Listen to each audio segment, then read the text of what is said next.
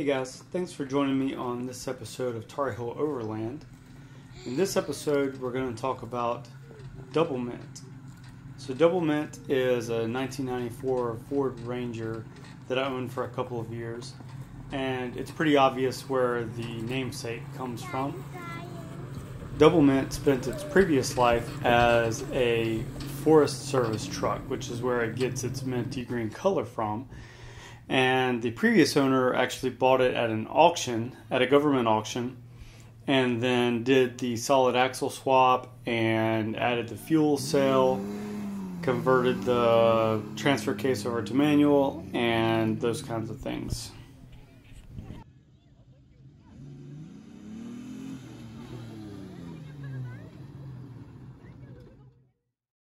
Here's a photo of DoubleMint on the day that I picked her up.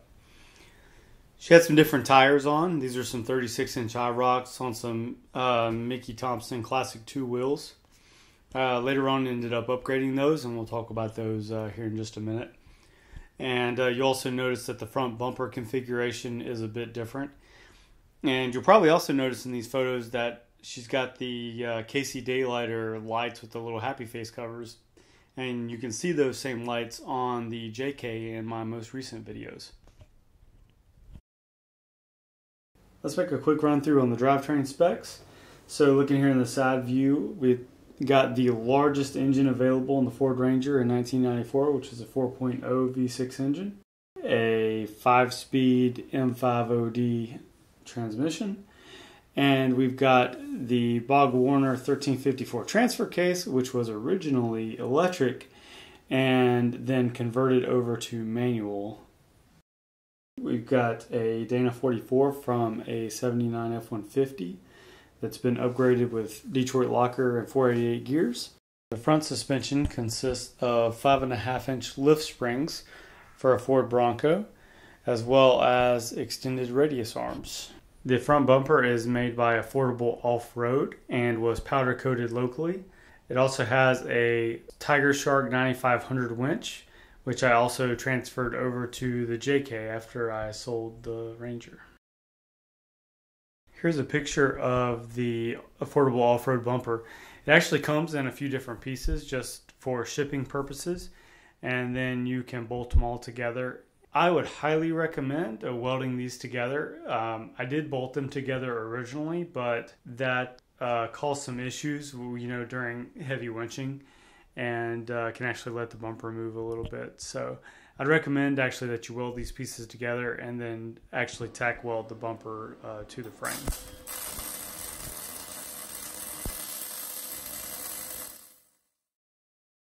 Here looking at the rear of the Ranger, we've got a 9-inch Ford from a late 70s Bronco. Also has a Detroit locker, 486 gears, disc brake conversion, and a pinion guard, just because those 9 inches have that low hanging pinion, so just to protect that drive shaft and that pinion. We've also got a homemade C-channel bumper. You can see here that I've got the strap wrapped around the bumper, so if you do decide to make yourself a bumper, do put some recovery points on it. Got a bunch of junk in the back, which I'll get into here in just a second. The passenger mod here, install at your own risk. That's all I got to say about that.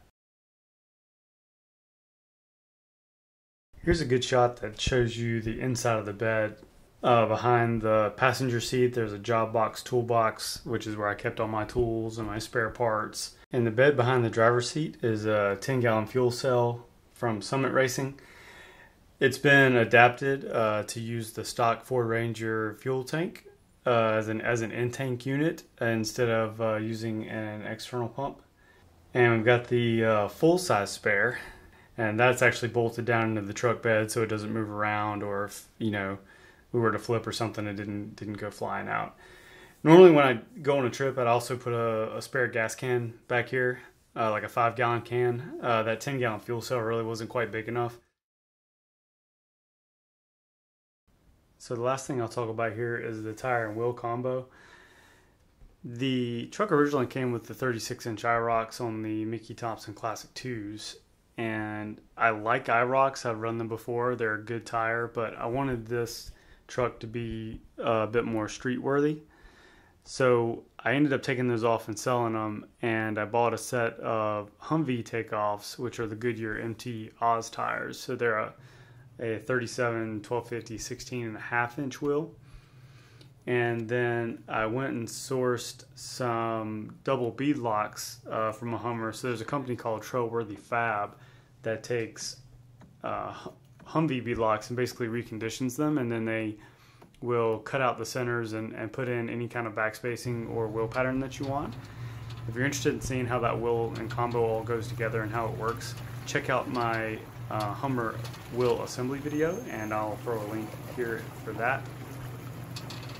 And I'll say regarding that tire combo, the rubber on those tires is really hard, and so it does okay off-road. It basically wears like iron on the road, but for the price, you can't beat it. You can get those tires for about $100 to $125 a piece, so they're significantly cheaper than aftermarket mud-terrain tires, and it just fit my budget, and it worked, for what I needed at the time. Especially in this balance beam video, you can see, where that hard rubber compound, like, it just doesn't have the grip on the wood like the other guys had. So they got a good chuckle out of watching me try to get stuck trying to climb these little railroad ties. Overall, it was a good combo. It's heavy, but it is a double bead lock wheel, so you never have to worry about losing a bead off-road. But if you do buy any of these tires, do check for dry rot, because you can get some of these that are pretty old that people are selling secondhand. So make sure you do check the sidewalls for dry rot if you ever decide to run these.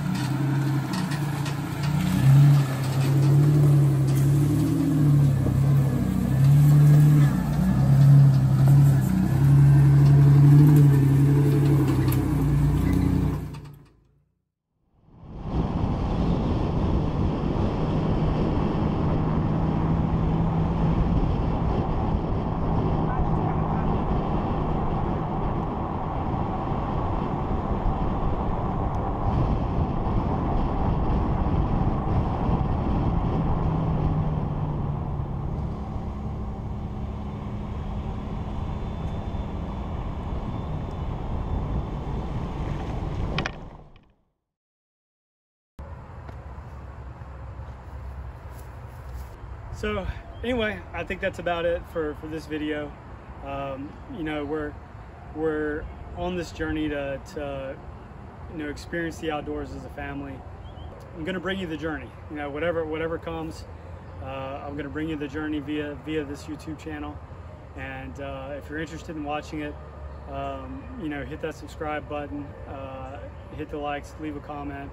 If there's anything you think we could do better, if you have any suggestions or anything that you'd like to see more of or less of, maybe me standing here talking, then yeah, please let us know, and we would love to receive your feedback.